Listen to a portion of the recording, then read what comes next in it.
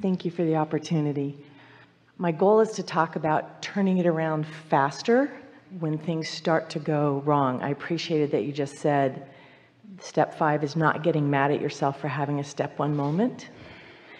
I was trying to make my Christmas cards and Hanukkah cards and get them out timely, and things started intervening, and it seemed to snowball the way they intervened. And so I'm trying to figure out what I could do differently. We're going to make a really strong statement here, and if you can hear it and practice it, you will find the magic in this. Not magic, but practical application of utilizing the laws of the universe. At whatever point that you recognize that the momentum feels like it's against you, step away from it. Back away from it. Set it aside. Turn it over to the universe. Give it to the universe. Say something like, you know what I want. I've set it all in motion. Do your best with this. I'm out of here for a little bit, because you're the only one messing it up. You put it into the vortex, and the vortex is doing its job, and law of attraction is doing its job. And even more, source energy is all over it. And all kinds of cooperative components are coming into place. But there is a human tendency, Esther has it too, to be in control of things, and it's in control of conditions. You see, you don't want to try to be in control of conditions. You want to be in control of your own vibration, and the conditions will follow. So when you're trying to be in control of conditions and you can't control them, now your vibration's all out of whack, and now the universe is responding to an out of whack vibration. So just relax. Esther remembers watching someone in a big, beautiful motorhome. It was at least $1 million bus. It was beautiful and shiny and new. And there was a big sign on this gate that said, if you are longer than 40 feet, do not turn here. Make the loop all the way around. In other words, rather than turning from here where there wasn't enough room, go all the way around and you can get right out. Well, they didn't see the sign or whatever, and turned and scraped the whole side of their beautiful bus on the gate at this RV park, and tore the gate right off of its rack, an electric gate, and did thousands of dollars of damage to the side of their bus. The doors wouldn't even open on the lower bins. It was a big thing. And Jerry and Esther stood there, and they didn't know what to say, because they were trying to flag them down. They were trying to get them not to turn there. They couldn't stop it from happening. And then they witnessed what felt like a tragedy to them. And Esther was standing there as the front door opened, and a woman stepped out. It was a couple. And Esther said, oh, I'm so sorry about that. She said, it's just paint and metal. It's just paint and metal. And Esther said, oh my God. She couldn't believe that this woman was so easy about something that looked so big and bad and awful to her. It's just paint and metal. Jerry said he must do that a lot.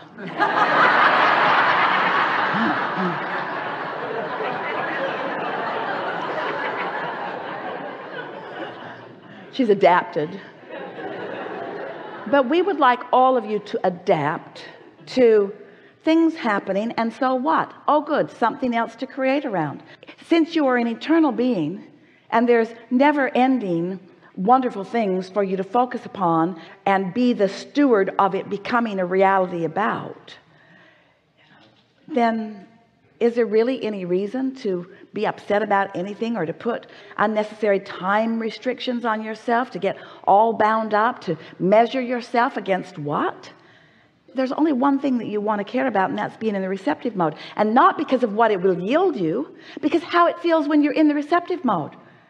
You could have an intention or a desire to amass quickly $1 million or more, and it's not likely that that's going to happen today.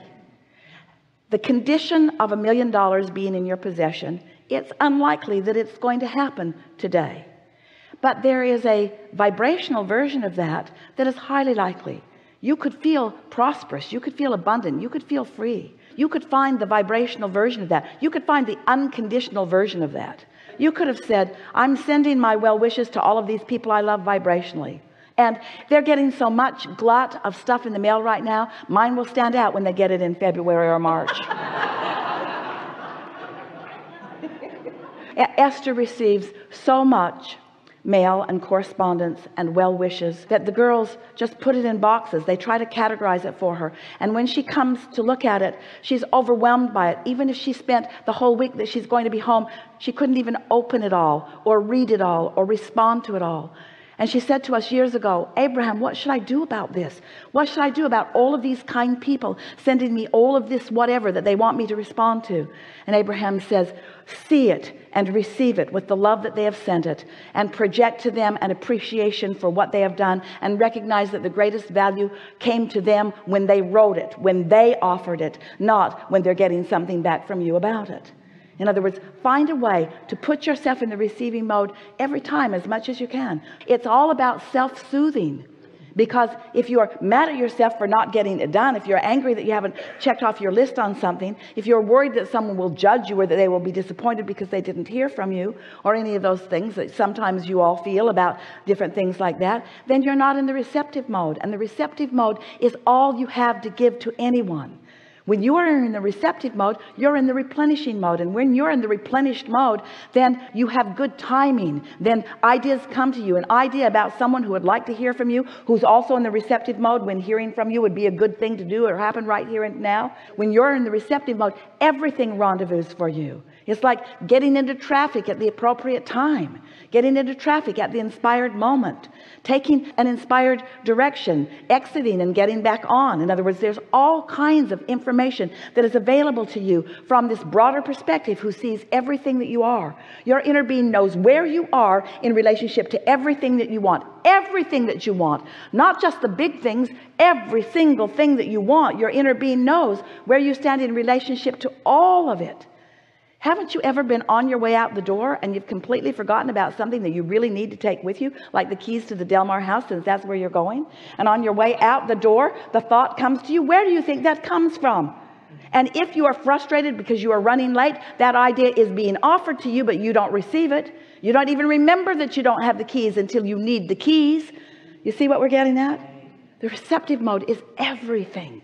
It's clarity, it's happiness, it's joy, it's appreciation, it's good timing, it's right place, right time, it's life-giving, it's health, it's well-being, and it's a whole lot of things that are going to turn into really good stuff as a result of staying in that vibration more of the time. 2 times 2 is 4, and 4 times 4 is 16. 5 times 7 is 56, and 4 times 8 is 32. In other words, practice your times tables on a regular basis.